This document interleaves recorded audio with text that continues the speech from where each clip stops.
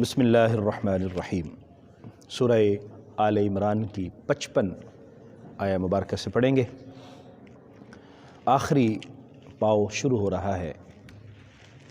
اعوذ باللہ من الشیطان الرجیم، بسم اللہ الرحمن الرحیم۔ اذ قال اللہ یا عیسیٰ انی متوفیک ورافعک الی ومطہرک من الذین کفروا وجاعل الذین اتبعوک فوق الذین کفروا الی یوم القیامہ ثم الی مرجعکم فاحکم بینکم فیما کنتم فیہ تختلفون۔ حضرت عیسیٰ علیہ السلام کے حوالے سے مختلف شبہات کو دور کیا جا رہا ہے۔ مختلف لوگوں نے حضرت عیسیٰ علیہ السلام کے متعلق مختلف طرح کے نظریات بنا لیے۔ کچھ نے کہا کہ حضرت عیسیٰ علیہ السلام کو شہید کر دیا گیا ہے، کچھ نے اور طرح کے نظریات بنائے۔ اللہ تعالیٰ نے یہاں حضرت عیسیٰ علیہ السلام کے متعلق یہ ارشاد فرمایا کہ اللہ تعالیٰ نے حضرت عیسیٰ کو آسمان کی طرف اٹھا لیا ہے۔ اس کا ذکر آگے بھی آئے گا تفصیل کے ساتھ۔ حضرت عیسیٰ علیہ السلام کو شہید نہیں کیا گیا، نہ ہی سولی چڑھایا گیا ہے، نہ ہی قتل کیا گیا ہے۔ یہ سارے ان کی اپنی سوچ اور اپنی فہم ہے۔ حضرت عیسیٰ علیہ السلام زندہ سلامت، آج بھی زندہ سلامت آسمانوں پہ موجود ہیں، اور جب اللہ تعالیٰ کا حکم ہوگا قرب قیامت وہ زمین پر تشریف لائیں گے۔ جامع مسجد دمشق اس کے مینارے پہ اتریں گے اور حضرت امام مہدی کے پیچھے نماز ادا کریں گے، خنزیر کا خاتمہ کریں گے، صلیب کو توڑیں گے، شراب کو ختم کریں گے، اور اس طرح اہل ایمان کے ساتھ مل کر جہاد کریں گے۔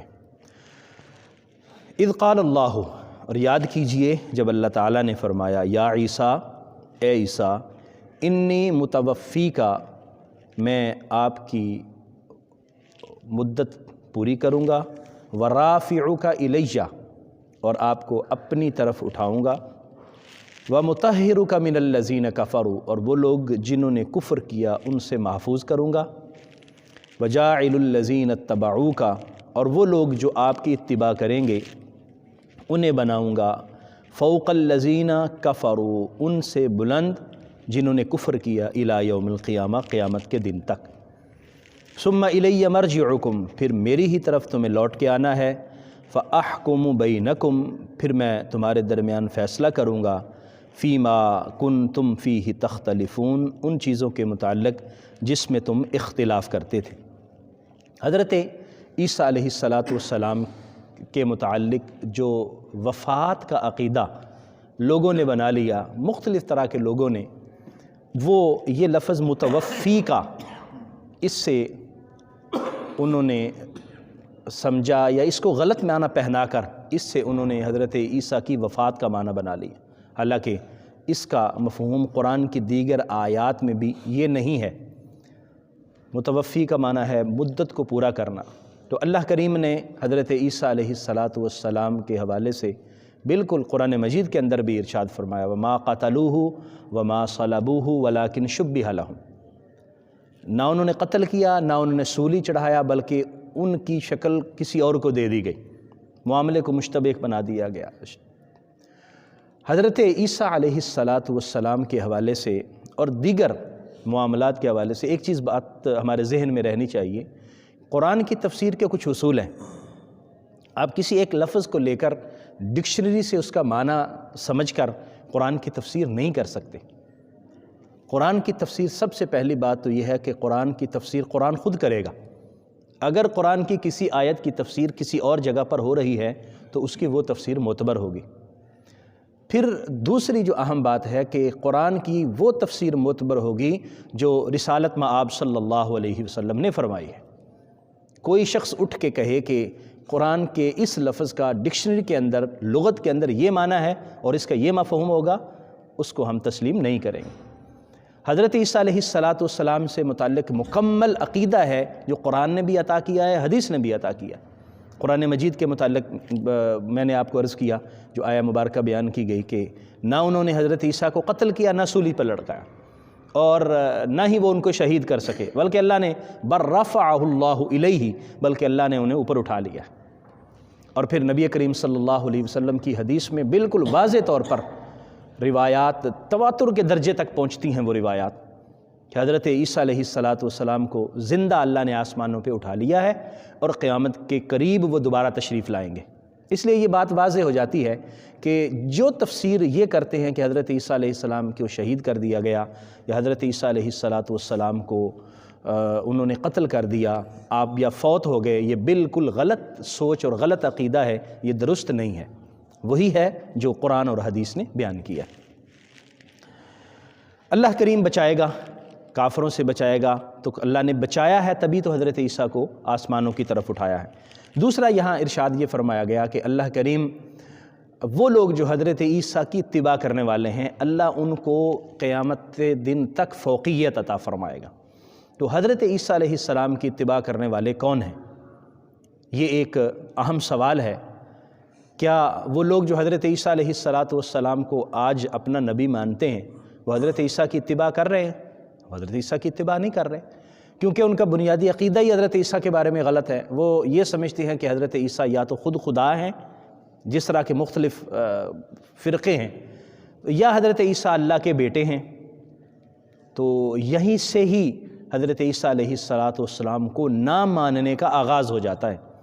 تو حضرت عیسیٰ علیہ السلام کو اصل میں ماننے والے تو مسلمان ہیں، جو اس طرح مان رہے ہیں جس طرح اللہ اور اس کے رسول نے فرمایا، اور جو عقیدہ قرآن اور حدیث کا عقیدہ ہے۔ ثم الی مرجعکم، اور پھر یہ تو کنفرم بات ہے کہ ہر شخص نے اس دنیا سے رخصت ہونا ہے، تمام نے اللہ کی بارگاہ میں حاضر ہونا ہے، اور اللہ کریم پھر واضح طور پر فیصلہ فرمائے گا۔ جو لوگ آج اختلاف کر رہے ہیں اور لوگ کہہ رہے ہیں کہ یہ بات اس طرح ہے یا دوسری طرح ہے، تو اس کا درست مفہوم کیا ہے وہ اللہ اور اس کا رسول صلی اللہ علیہ وسلم جو بتا چکا ہے وہی ہے، اور قیامت کے دن اللہ اس سے متعلق فیصلہ بھی فرما دے گا۔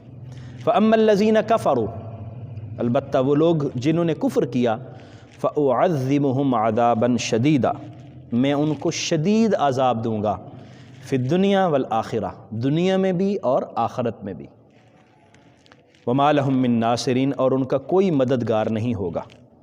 تو کفار جس کا عقیدہ کفر کا عقیدہ ہے، وہ چاہے کتنے مرضی نیک عمل کر لے، وہ جتنے مرضی صالح عمل کر لے، قیامت کے دن ان اعمال کا اس کو فائدہ نہیں ہوگا جب تک اس کے پاس ایمان کی بنیاد موجود نہیں ہوگی۔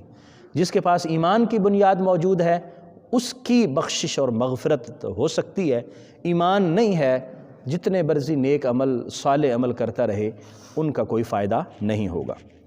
وَأَمَّا الَّذِينَ آمَنُوا، لیکن وہ لوگ جنہوں نے جو لوگ ایمان لے کے آئے، وَعَمِلُوا الصَّالِحَاتِ، اور انہوں نے نیک عمل کیے، فَيُوَفِّيهِمْ أُجُورَهُمْ، تو اللہ ان کا اجر ان کو پورا پورا ادا کرے گا، کسی کا اجر ضائع نہیں ہوگا۔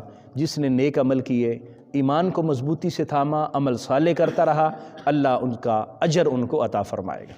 وَاللَّهُ لَا يُحِبُّ الظَّالِمِينَ، اور اللہ کریم ظالموں کو پسند نہیں فرماتا، ظالموں سے محبت نہیں کرتا۔ ظلم کیا ہے؟ ظلم یہ ہے کہ جو چیز کرنے والی ہو اس کو نہ کیا جائے، اور جو نہ کرنے والی ہو اس کو کیا جائے۔ عدل یہ ہوتا ہے کہ جو چیز جس جگہ پر جس موقع محل کے مطابق ہے اس کو وہاں رکھا جائے اور وہاں ادا کیا جائے۔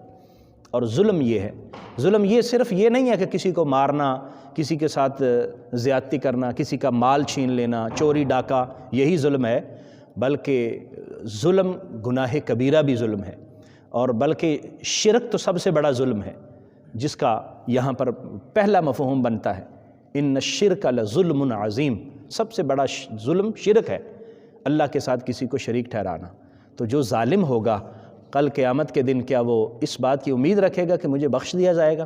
نہیں، اللہ تعالیٰ نے نظام عدل بھی تو قائم کرنا ہے، اللہ تعالیٰ نے میزان بھی تو بنائی ہے، اس لیے یہ ممکن نہیں ہے کہ جو شرک کرے اور کافر ہو اللہ کی بارگاہ میں اسے بخشش مل جائے، ایسا نہیں ہوگا۔ ذالک نتلوہ علیک من الآیات، یہ ہم آپ پر آیات تلاوت کر رہے ہیں، والذکر الحکیم، اور یہ نصیحت ہے حکمت والی۔ یہ جو اللہ تعالیٰ نے آیات عطا فرمائیں یہ حکمت آموز باتیں ہیں، اللہ تبارک و تعالیٰ کی دانائی والی باتیں ہیں، اس کو سمجھ لینا اس کو اپنے ذہن میں بٹھا لینا اور اس پر عمل پیرا ہونا انسان کی زندگی کے لیے بہت زیادہ ضروری ہے۔ خیال یہ رکھنا چاہیے کہ جو درست عقیدہ ہے وہ بھی بنیاد کی حیثیت رکھتا ہے۔ حضرت عیسیٰ علیہ السلام سے متعلق اور دیگر عقائد اللہ تبارک و تعالیٰ نے جو عطا فرمائے ہیں ان کو درست رکھنا یہ ضروری ہے، تبھی انسان کے نیک اعمال اس کو کام دیں گے، ورنہ کام نہیں دیں گے۔ اللہ کریم ہمیں سمجھنے کی، عمل کی توفیق عطا فرمائے۔ آمین۔ وآخر دعوایا ان الحمد للہ رب العالمین۔